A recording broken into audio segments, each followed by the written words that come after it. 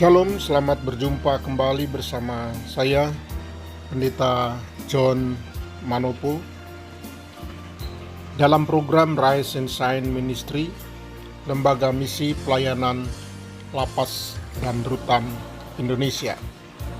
Pagi hari ini kita akan belajar tentang kebenaran firman Tuhan yang saya beri tema terpelihara sempurna. Landasan firman Tuhan pada hari ini terambil dari 1 Tesalonika 5 ayatnya yang ke-23. Namun sebelum kita merenungkan secara bersama, mari kita mohon bimbingan Roh Kudus di dalam perenungan firman Tuhan pagi hari ini. Kita berdoa. Di dalam nama Yesus Kristus kami bersyukur, terima kasih oleh anugerah-Mu Tuhan.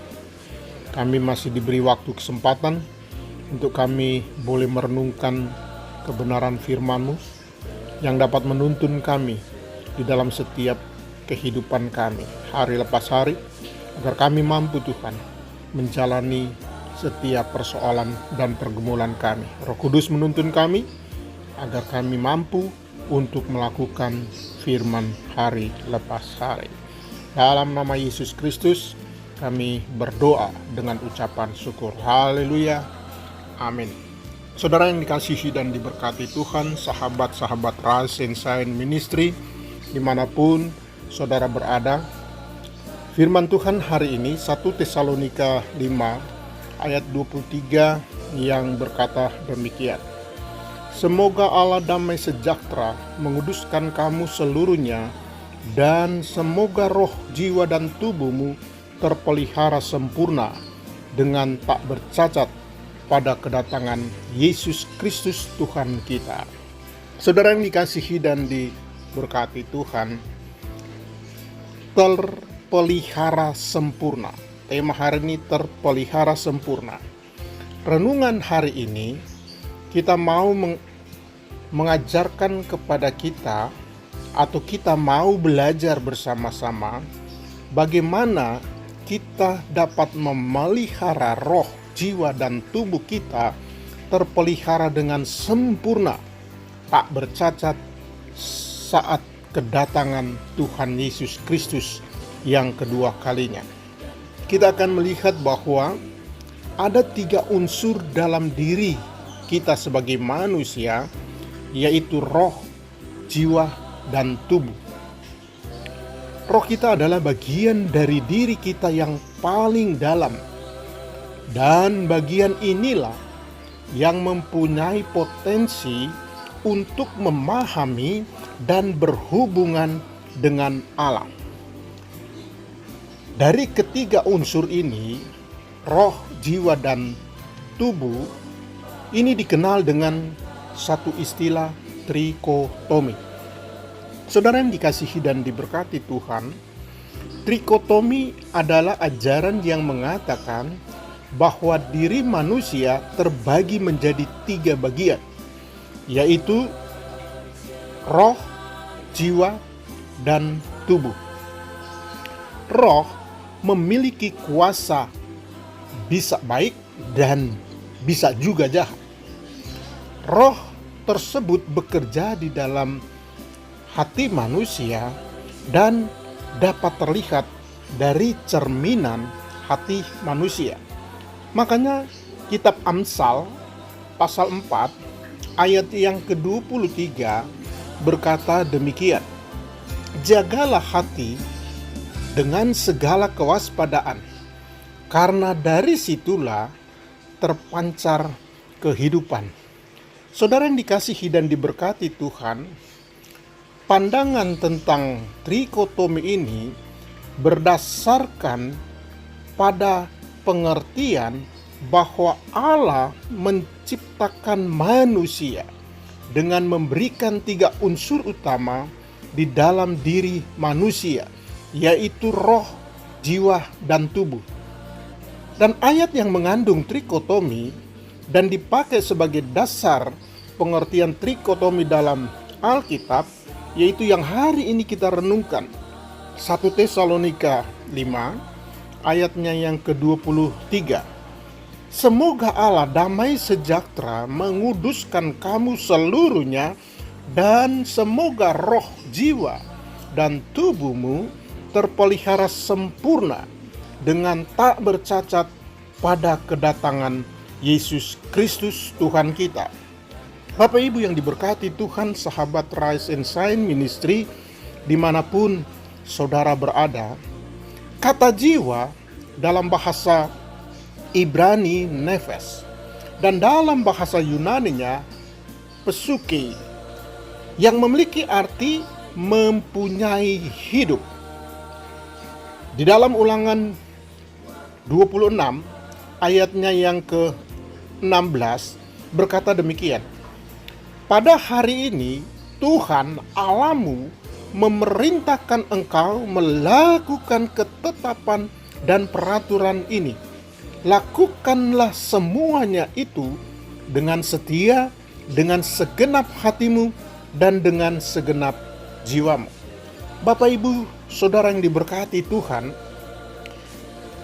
jiwa seseorang akan keluar meninggalkan tubuhnya pada saat dia mengalami kematian. Tubuh mati, namun jiwa masih tetap dan belum mati, sehingga pada sampai penghakiman Allah dilaksanakan. Di dalam kitab Perjanjian Baru juga menulis hal ini, salah satunya dalam Lukas 12 ayatnya yang ke-20, yang berkata demikian, tetapi firman Allah kepadanya, hai engkau orang bodoh, pada malam ini juga jiwamu akan diambil daripadamu, dan apa yang telah kau sediakan untuk siapakah itu nanti? Pertanyaannya, kemanakah perginya jiwa manusia setelah mengalami kematian? Dan Alkitab mau menyatakan bahwa salah satu tempat peristirahatan bagi jiwa seseorang yang telah terlepas dari kematian menurut Alkitab yang disebut Sheol, Hades, atau kubur, yaitu adalah dunia orang mati. Saudara yang dikasihi dan diberkati Tuhan, sahabat Rise and Shine Ministry, dimanapun saudara berada, di saat kita mau merenungkan kebenaran firman Tuhan ini, maka Tuhan Yesus menggambarkan jurang yang tak terseberangi antara surga dan neraka, sebagaimana tertulis di dalam kitab Matius 8 ayat yang ke-11 sampai dengan ke-12. Aku berkata kepadamu, banyak orang akan datang dari timur dan dari barat dan duduk makan bersama-sama dengan Abraham, Ishak, dan Yakub di dalam kerajaan surga.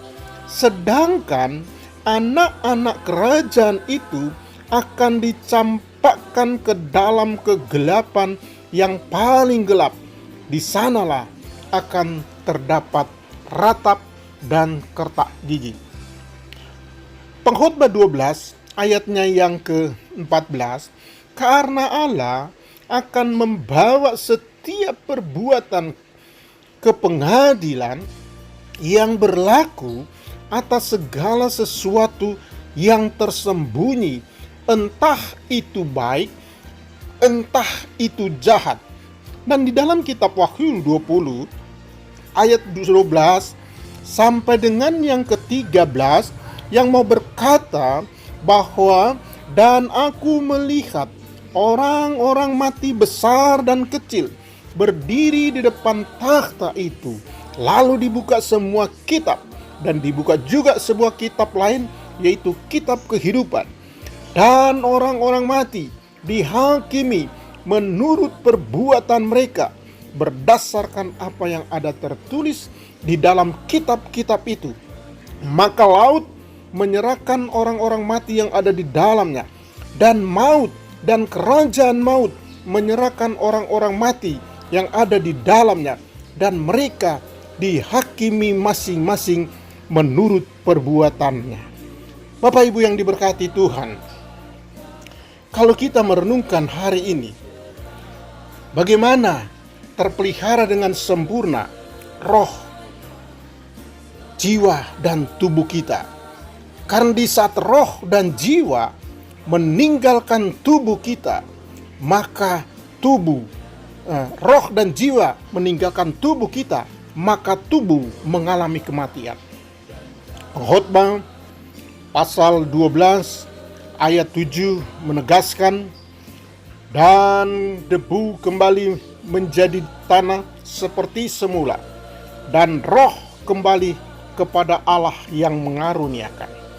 Jadi kalau kita mau melihat bahwa keselamatan harus dikerjakan oleh setiap individu dengan sungguh-sungguh dan takut akan Tuhan. Kalau kita melihat di dalam Filipi 2 ayat yang ke-12, yang dikatakan Rasul Paulus berkata kepada jemaat di Filipi, "Hai saudara-saudaraku yang kekasih, kamu senantiasa taat. Karena itu tetaplah kerjakanlah keselamatanmu dengan takut dan gentar. Bukan saja seperti waktu aku masih hadir, tetapi terlebih pula sekarang waktu aku tidak hadir."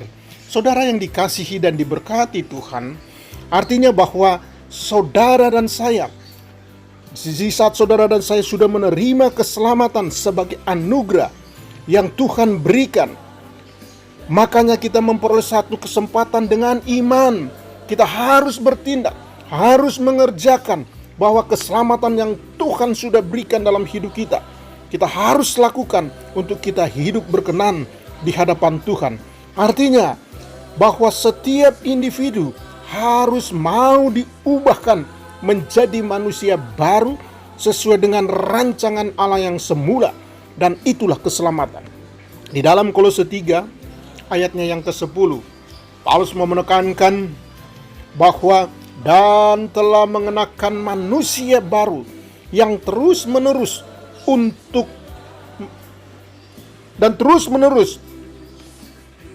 maaf Bapak Ibu yang diberkati Tuhan, saya ulangi bahwa di dalam Kolose 3 ayatnya yang ke-10, ya, saya bukakan supaya kita lebih jelas lagi. Kolose 3 ayatnya yang ke-10. Ya. Kolose 3 ayat 10. Saya bacakan bagi Bapak Ibu. Berkata demikian, "Dan telah mengenakan manusia baru yang terus-menerus diperbaharui untuk memperoleh pengetahuan yang benar menurut gambar haliknya." Dan hari ini kita boleh belajar bersama-sama bahwa roh, jiwa, dan tubuh kita agar terpelihara dengan sempurna. Kita harus mengenakan manusia yang baru, yang terus-menerus diperbaharui. Dan itulah yang mau ditekankan, mereka yang menolak untuk diubahkan menjadi manusia baru, berarti mereka menolak keselamatan yang Allah berikan kepada setiap individu. Saudaraku yang dikasihi Tuhan, jika seseorang ditolak oleh Allah pada waktu penghakimannya, bukan karena Allah yang menentukan atau Allah yang menetapkan, tetapi karena keputusan dan pilihan masing-masing individu yang tidak mau untuk bertobat. Jadi kalau kita masih diberi waktu kesempatan sampai dengan saat ini, bahwa saudara dan saya diberikan kebebasan untuk saudara memilih apakah dalam kehidupanmu engkau yang senantiasa selalu melakukan setiap tindakan dan perbuatan. Kalau tadi dikatakan bahwa Allah mengetahui setiap perbuatan saudara yang berlaku atas segala sesuatu yang tersembunyi, makanya di dalam kesempatan ini orang yang bisa bertobat adalah orang yang masih hidup di dalam kehidupannya saat ini, karena dia bisa merubah. Kalau orang yang sudah mati, dia tidak dapat lagi merubah akan kehidupan kekekalan yang akan terjadi. Namun dia senantiasa harus menanti bahwa dia harus mengalami proses penghakiman nanti. Dan di dalam Wahyu 14 ayatnya yang ke-13 sangat Jelas di sana dikatakan bagaimana setiap orang yang hidup berkenan di hadapan Tuhan, yang dia boleh mengalami kematian, dia mati di dalam Tuhan. Saya bacakan bagi saudara Wahyu 14 ayatnya yang ke-13. Dan aku mendengar suara dari sorga berkata, tuliskanlah, berbahagialah orang-orang mati yang mati dalam Tuhan sejak hari ini, sungguh kata Roh, supaya mereka boleh beristirahat dari jerih lelah mereka, karena segala perbuatan mereka menyertai mereka. Artinya, saudara yang diberkati Tuhan, waktu saudara dan saya mengalami kematian, tubuh kembali menjadi tanah, roh kembali kepada Allah yang mengaruniakannya. Kemudian ayat ini Wahyu 14 ayat 13 mau berkata, berbahagialah orang yang mati dalam Tuhan sejak saat ini. Artinya jiwa mereka, jiwa saudara dan saya yang sudah mengalami kematian, yang tertidur panjang. Jadi orang yang mati dalam Tuhan maupun orang yang mati di luar Tuhan, dia sedang tertidur panjang. Dan saat waktu Yesus datang kedua kali, maka kita akan dibangkitkan. Namun persoalannya, apakah saudara dan saya akan mengalami kebangkitan yang pertama, ataukah saudara mengalami kebangkitan yang kedua? Artinya kebangkitan yang pertama, di saat sangkakala Allah ditiup, maka Tuhan akan turun dari sorga, dan mereka yang mati dalam Tuhan, mereka akan mengalami kebangkitan. Dan itulah kebangkitan yang pertama. Nah, sementara kebangkitan yang kedua, di saat kerajaan 1000 tahun telah berakhir, maka mereka akan dibangkitkan dan mereka akan mengalami penghakiman. Sebab itu, mari, semasa kita masih diberi waktu dan kesempatan, bagaimana kita memelihara roh dan jiwa kita dengan sempurna, agar kita takut akan Tuhan, kita melakukan kehendak Tuhan, melakukan yang Tuhan inginkan, mengasihi sesama kita manusia, dan mengasihi Tuhan Allahmu dengan segenap hatimu. Sehingga di saat kita mengalami satu proses kematian, melalui apakah itu dalam kematian yang sakit atau sehat dan lain sebagainya, namun persoalan yang harus kita ketahui, bahwa apakah saudara dan saya mati di dalam Tuhan atau saudara mati di luar Tuhan. Sehingga pertanyaan yang kita merenungkan hari ini, sudahkah terpelihara dengan baik roh, jiwa, dan tubuhmu selama kita masih diberi waktu dan kesempatan hidup untuk menjadi berkatkah, atau hidup hanya untuk menyenangkan hati kita dan memuaskan segala hawa nafsu kita. Kiranya damai sejahtera Kristus memberkati saudara dan saya, dan mampu untuk berjalan di dalam kebenaran firman Tuhan. Haleluya, amin. Mari kita berdoa. Kami bersyukur dan berterima kasih Bapa, di dalam nama Yesus Kristus, oleh kuasa Roh Kudus-Mu boleh menuntun kami, agar kami boleh memelihara roh dan jiwa tubuh kami dengan sempurna, di saat kami sedang menantikan kedatangan Yesus yang kedua kali. Terima kasih Tuhan Yesus. Dalam nama-Mu kami berdoa dengan ucapan syukur. Haleluya, amin. Saudara yang diberkati Tuhan, demikian program dari Rise and Shine Ministry, satu lembaga misi pelayanan lapas dan rutan Indonesia. Kita akan berjumpa kembali dalam program-program selanjutnya. Tuhan Yesus berkati. Amin.